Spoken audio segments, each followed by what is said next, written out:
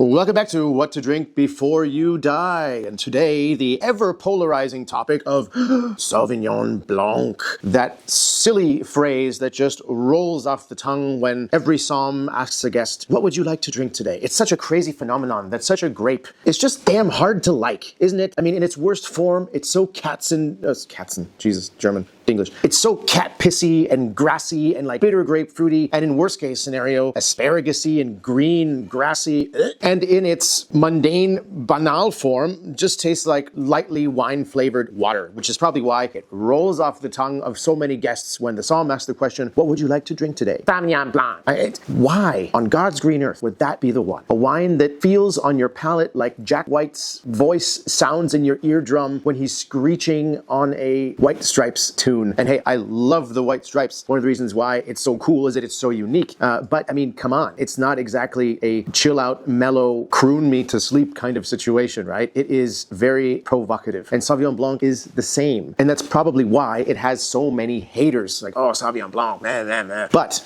I believe, damn it, that Sauvignon Blanc can be a brilliant grape, especially in the hands of someone like Didier Dagueneau, the king, the icon, the one, the only, who unfortunately left us at the end of 2008.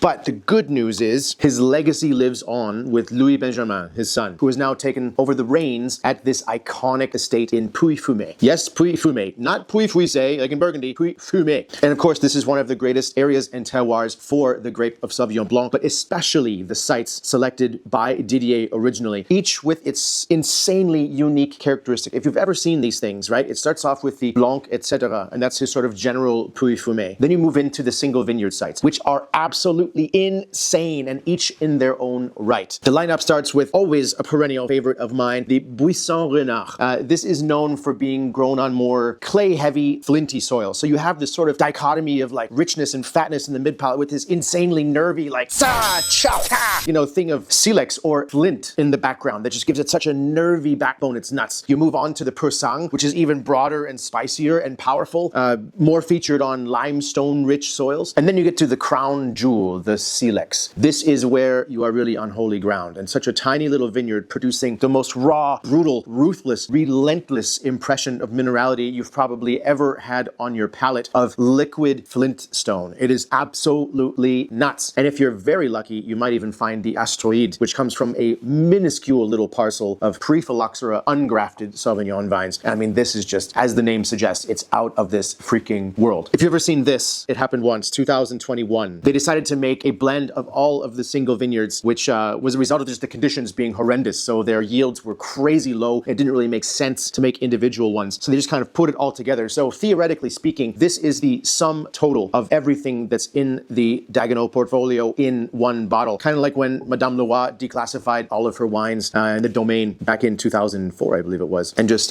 put even Grand Crus into the Village, right? Like that's the vintage you want. I'm pretty sure this is going to go down in history. But once you taste these Sauvignons with so much tension and so much reduction and intensity and power and depth, partly because of the insanely low yields in the vineyard, which Didier was the huge champion of before almost anyone else. I mean, think about it. Back in the day, the Loire, like Pouilly-Fumé, was nothing more than a bistro wine. It was like what Julia Childs was like chugging half the bottle of and dumping the other half of into a pot. You know, like this was nothing to be championing. And Didier was the first one who stepped up and said, no. This stuff can blow the doors off of any white Bordeaux, and I'm going to show you how. Dramatically reduced yields in the vineyards, pioneering a special barrel called the cigar, which maximizes lees to wine contact, minimizes oxidation, creates almost a reductivity in the wine, which gives it so much longevity in the cellar. This is maybe the reason why, if you've only ever had young Didier Dagueneaus, you probably have never seen how great they can possibly be, because they can be rough. But if you have a chance to get an older Dagueneau, let's say before Didier's passing from 2002, 2001, oh my sweet Jesus, you will be in for a treat. So whatever you do, try some of these, collect them, stuff them away in your cellar. You'll thank me later. See you next week on What to Drink Before You Die.